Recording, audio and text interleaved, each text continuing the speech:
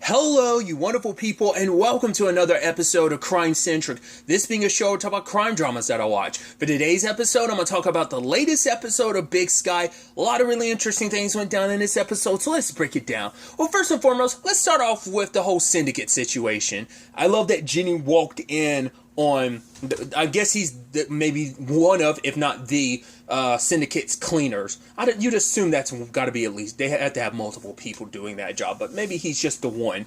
I mean, he took care of Wolf, now he was going after Tubbs, which I thought was interesting. His other targets make sense because he goes after Scarlet later on in the episode, but going after Tubbs first was interesting to me. I'm like, why? Like, I mean, because I get it, like, Jenny, Cassie and Tubbs, they've all been involved in this syndicate situation, so it makes sense. But I was like, does Tubbs actually know more than he lets on about the whole circle? Like, why go after him? I guess it's like, I mean, also like, why not before now? I guess at the very least, whatever he was going to inject Tubbs with would have made it seem like, oh, he died from complications.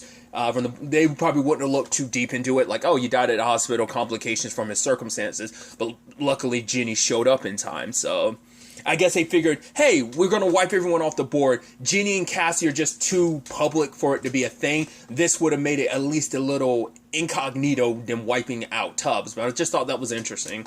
I was like, man. And Home Dude gets around fast. He did, like, the moment he bumped into Scarlet, I was like, yo. And Scarlet kind of got that inkling, like, I need to stay away from this guy. This guy seems dangerous. So I thought that was kind of interesting. And luckily, she trusted her instincts and they left. But Home Dude tracked him down again, but they avoided him. So I love later on she ends up calling Cassie because it's like, right, I want to make a deal because she she doesn't even tell Cassie that the syndicate's like right on her tail, that she's like, right, I'll give you the information because that's what he's after her for anyway. It's like, yeah, she needs to ensure her own safety, but she's like, right, Cassie, I need you to do this for me, and I need a new life for me and Phoebe. It's like, no, how about you just let Phoebe go? The fact is, you dragged your daughter all around throughout this. I'm also surprised that Phoebe hasn't really but it's regardless of anything, she will never see her mom as the evil person she kind of is. She'll always see her as like, right, you're always going to have a bit of a blind spot when it comes to your own parents, I believe. Not unless they do something with that where it's like, I mean, that little kid's going to be all kinds of messed up. Either like, her mom's going to either get killed by Cassie or the syndicate. I think it was about Ronald. I don't remember what I said at the time. I remember saying, like, I believe that Phoebe was going to kill someone. I don't think it was me saying it was going to be about her mom. I think it was going to be about Ronald, but I don't think there's going to be a circumstance where she ends up killing her mom or something. I don't know. Once again, she's still got blinders on. She's just like, oh, hey, where are we going now, Mom? I'm kind of hungry. Like, talking to her mom like everything's normal, everything is fine. It's like, especially because Ronald's been removed from the equation, so she's kind of happy about that. So it's like, right, got my mom again, and maybe my mom will stop being so weird now that Ronald's gone.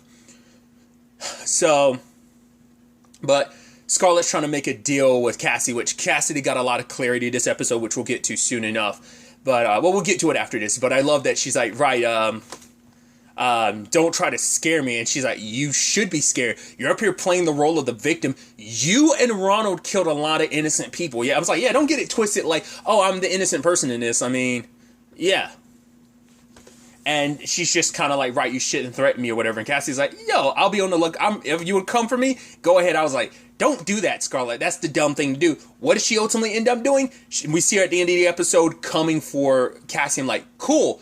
Your boy made the same mistake, and see how that ended. And Cassie's like, no, go ahead. I made a mistake and let my guard down before. I ain't doing that again. So come on, you want the smoke? I got the heat to back it up. I just think that's so interesting. That's going to be the biggest mistake of her life doing that.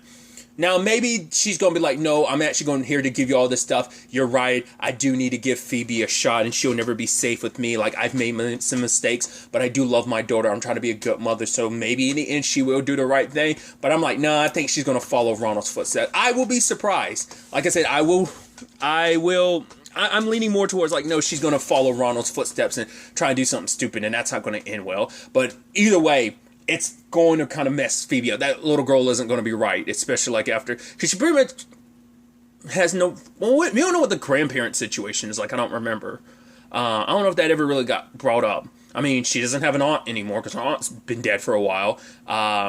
So she probably end up in the foster system if they don't have, because I don't, like I said, I don't remember if they've talked about that in season 1 or not, whether about their family circumstances. So she might end up in the system, because you even had Cassie saying like, I'll protect Phoebe. So not unless Scarlett ends up leaving the syndicate information on Phoebe or something, because it's like, right, once she's kind of out of the picture, they have no reason to go after Phoebe, but they might still go after Phoebe because it's like, right, we don't know what, because I couldn't see Cassie taking care of Phoebe, because I'm like, that'd be just too much of a constant reminder of the Ronald thing.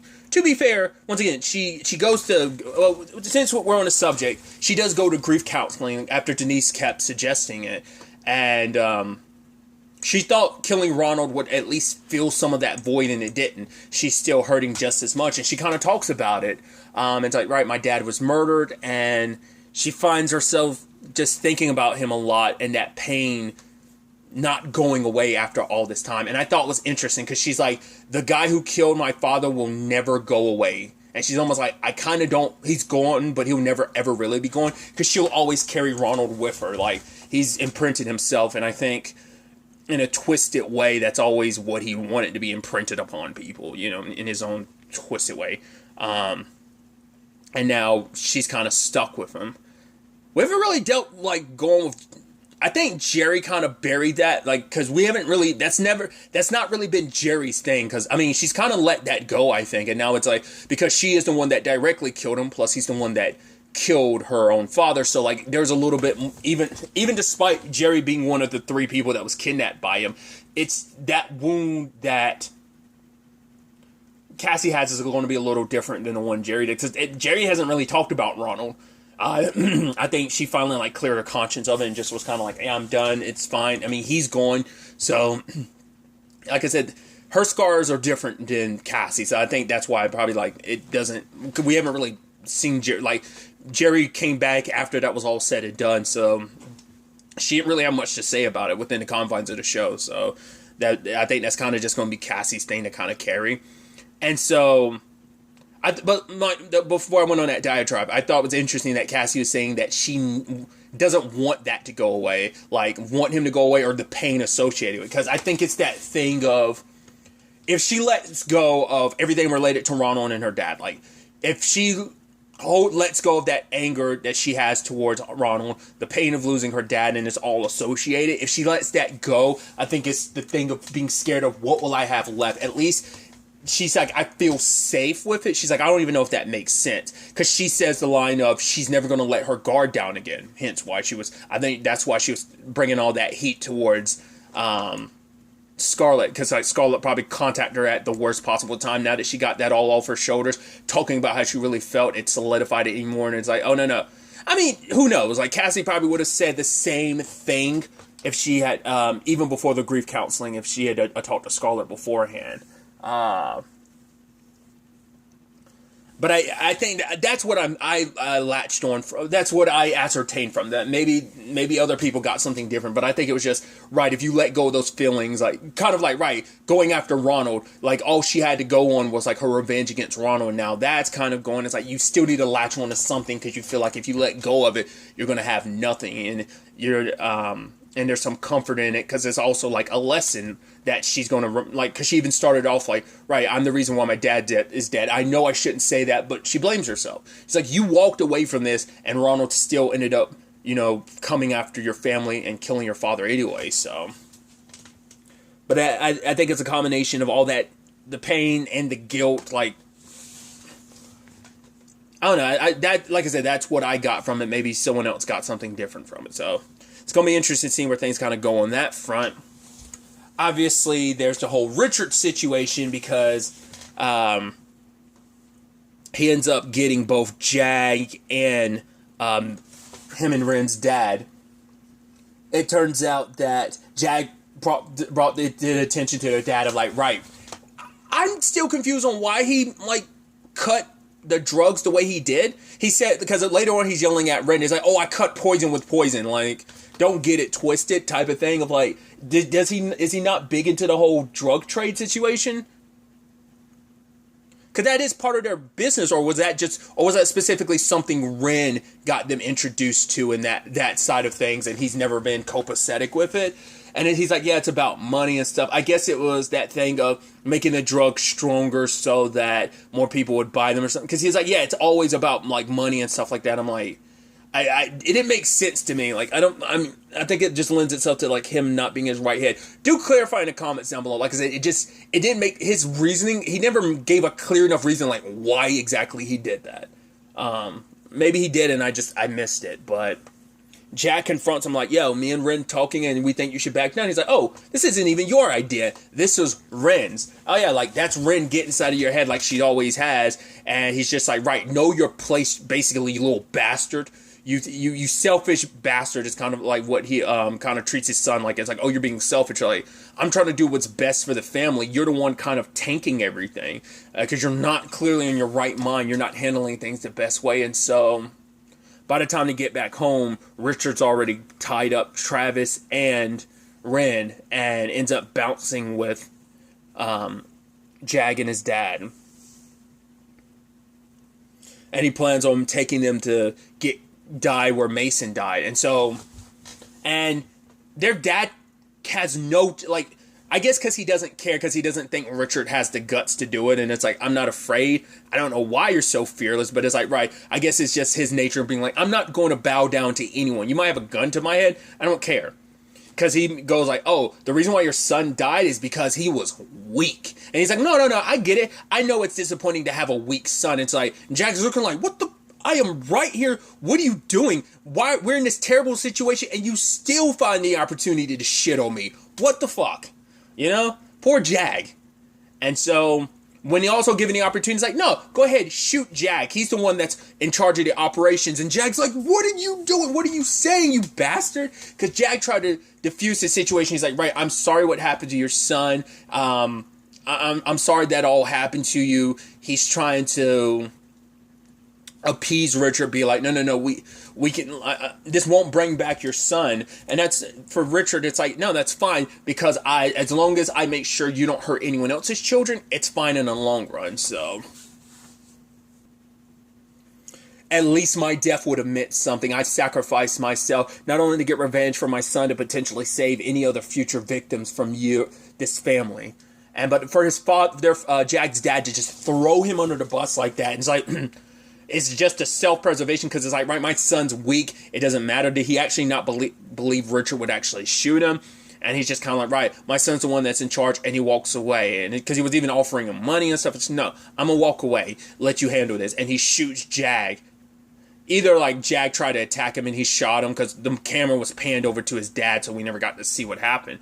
And Richard just let him walk away, because I guess he's like, right, your son, I did this. And it's like, oh my God, like, I guess he didn't have the strength left in him just to try and shoot Jag's dad, because it was just kind of like, right, I got the person responsible. He was going to kill both of them, but it's like, right, he wants to live enough that he threw his son under the bus by telling me the truth about his son. I think Richard just needed an excuse to attack someone. I think it didn't matter which one of them it was, and I think pulling the trigger, he was just almost like, what did I do, regardless of who the person was.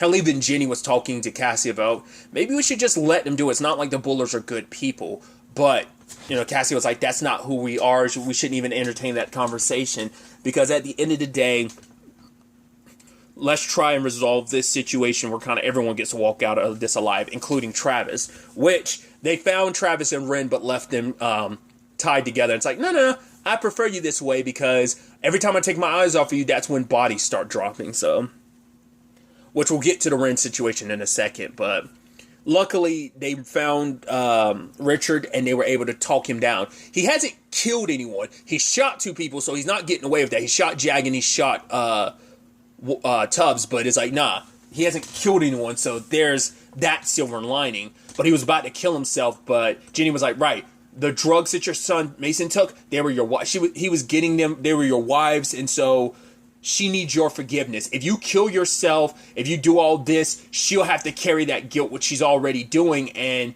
she'll never have a chance to apologize. Plus, it's like, your daughter needs you. Don't do this to her, because it's like every daughter needs her father.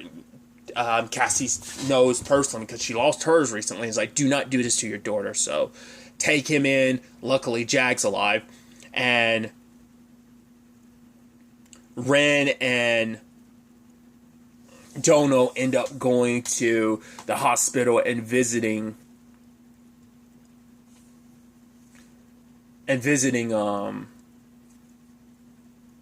Jag. I skipped over a little bit, circling back to what I was bringing up before about the fact I was surprised when Ren was like, all right, let's spill our secrets. She's like, I'll go first. Travis? Stone, that's such a stupid... It's like, oh. So she's known for a while about Travis, but the thing is, she was curious, like, okay, you killed Bob. That actually took me by surprise. I mean, that was just to buy yourself time, but then she was like, I was trying to figure out what you were doing. I've done plenty of legal stuff, so if you're going to take me down, why haven't you? And then it's like, right, you brought up Kate again and again, and it's like, right. Not only was that my dad's mistress, that was also, I know that person was also an informant, so she gets the bigger picture, and even Travis like, okay, so now, why am I still breathing if you know all this? And she's like, because I guess after the second time Travis mentioned it, she finally looked into it and found all out, and now she's like, right now, I get your end game. I know what this is all about. She's like, yeah, that is the question. It's like, he's a chess piece, because it's like, right, you don't really care about me or my brother in the long run. You're going to let us keep doing whatever you want to. You're dead set on revenge. This ain't even about your job anymore. This ain't about trying to do the right thing. You're just dead set on revenge, just like Richard. So I think you can make parallels between the two paths that they're going down, where Richard's ended up, and I don't think Travis's is going to end well. Once again, things don't tend to end well, sadly, for the men in Jenny's life, sadly. It just, because it seems like the situation, like, Travis is going to die, and that's just going to be another person that Jenny, like, has a connection and history with that ends up being gone. So, because it's just like, Jenny can't catch a damn break, is my point. But Ren was so, like, happy to stick it to Jenny, being like, oh, Travis, yeah, oh, I can't believe when he killed Bob, and she's like, you're making that up. It's like, yeah, sure, believe whatever you want to. It's like, especially Jenny was like, I saved your brother's life. I could have and should have just let him die, but we kept him alive long enough for the ambulance to get there in time, so yeah, your brother's okay. And it's like, right, where's your dad at? Because she was asking where her dad is. Like, oh, don't worry. She's like, oh, it's a dangerous world out there. You never know what might happen. So I thought it was interesting, too, that Dono was there by her side. He always is. And she goes and eventually confronts her dad, because Alicia's like, yo, where were you? And he's like, oh, you went from a run, I went from a walk. I'm like, so you're not even going to acknowledge any of this shit that just happened? I guess, like, after everything went down, he probably did, like, walk around a little bit. Because it did seem like for a second he was almost like, oh my god, you shot my son. There was a tinge of, like, concern, but it didn't stop him enough to, like, be like, oh my god, I can't believe I actually shot my son. Just turn around and kept walking. So it's like, okay. And so Ren's trying to confront him, but he's like, no, this is your fault. I guess he's almost saying, like, right, your brother has always been influenced. Like, oh, what are you going to do? Like, you're saying that this was your idea together. It's like, no, the moment you guys got any power, what you were going to do is you were going to leave. How long was it going to be before you cut your brother out? And Ren's just there standing there, like, taking it. And it's just like, regardless of the issues me and Jag have, it's like, this is your son we're talking about. And that's the problem for her. It's like, yeah, her and Jag have issues, but it's always like, right, because we've always pitted ourselves against each other for your love. And I think for Ren, it's finally like, why though? You're not deserving of our love, all that you put us through, all the way you put us down, the way you talk to us. He's even like, oh, like that way you think you got what it takes. You're just like your mother or whatever. And he's like, right, you think you really have what it takes to run things? She's like, I know I do.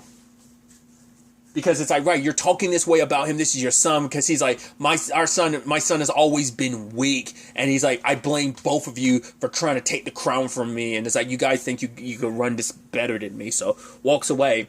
And Alicia, interestingly enough, says to hand it over. The next generation is like, yes, they are naive, and yeah, they're going to go about things a certain way, but it's their job to pick up the mantle that the older generation leaves behind. So you can give it to your children. He's like, they're not ready. She's like, are you saying they're not ready, or you're not ready to give this up?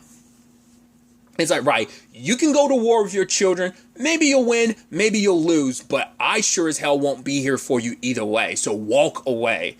And seems like he took that advice later on, but we'll get to that in a second. I just thought it was interesting. Alicia was like, right, my counsel and my love for you have their limits. So keep talking shit. We'll see how long that lasts. I thought that was kind of interesting. Once again, because even because I'm still trying to figure out Alicia's situation. Like I said, I was under the impression, like, is she secretly from, like, the competition? But he's like, their competitors and people they're kind of running from.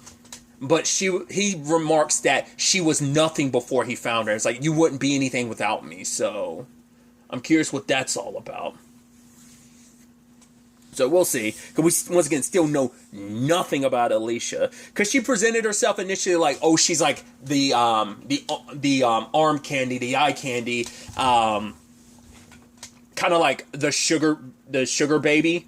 And like, oh, like she seemed like she might be like Ditz's. Kind of a bit like a ditz, but then you're like, no, this woman knows exactly what she's doing. She presents herself in a way that people will underestimate her. Once again, we saw like the lawyer side of things of her last episode. She's super capable, and she knows just how to like get Ren and Jag's dad kind of around her finger. So it's like she knows what she's doing wholeheartedly. So still don't know anything about her because Alicia and I think might have just not Alicia, but Ren. And maybe Jag, I think they both did their own research into figuring out like her circumstances. But I thought it was really sweet when Ren was visiting Jag and being like, right, fine, I'll get you your beard oil you have. Just don't ask me to rub it in for you.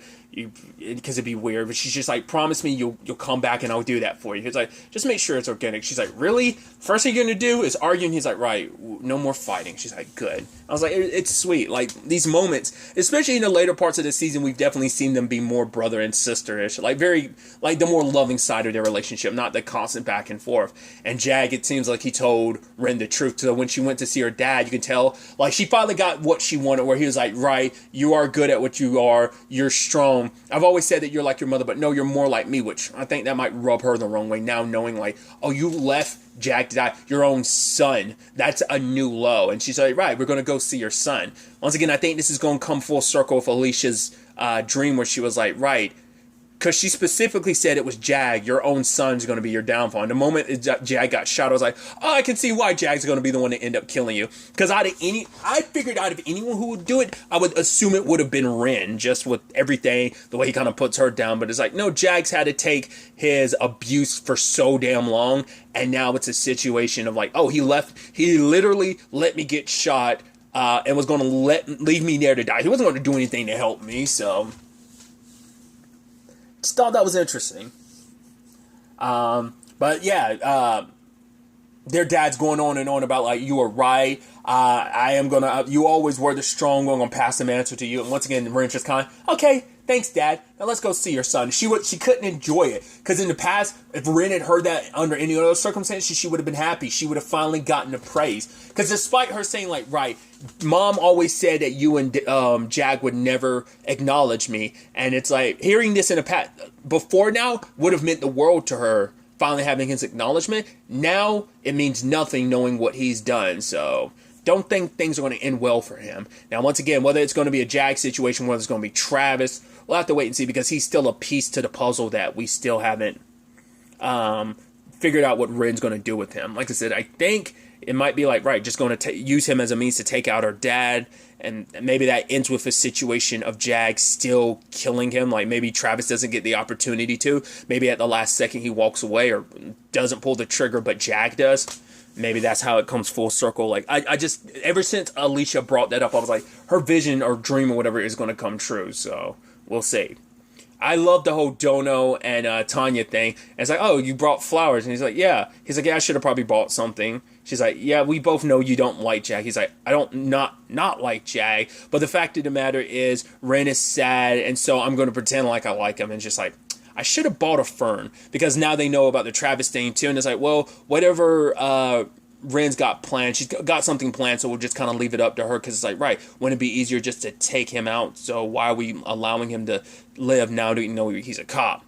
To be fair, even his own people have kind of abandoned him. His handler was like, yeah, we've cut Travis loose because at one point you are no longer an asset and just kind of an issue. So they're going to, I guess, kind of hang him out to dry. And the fact is that he's going to...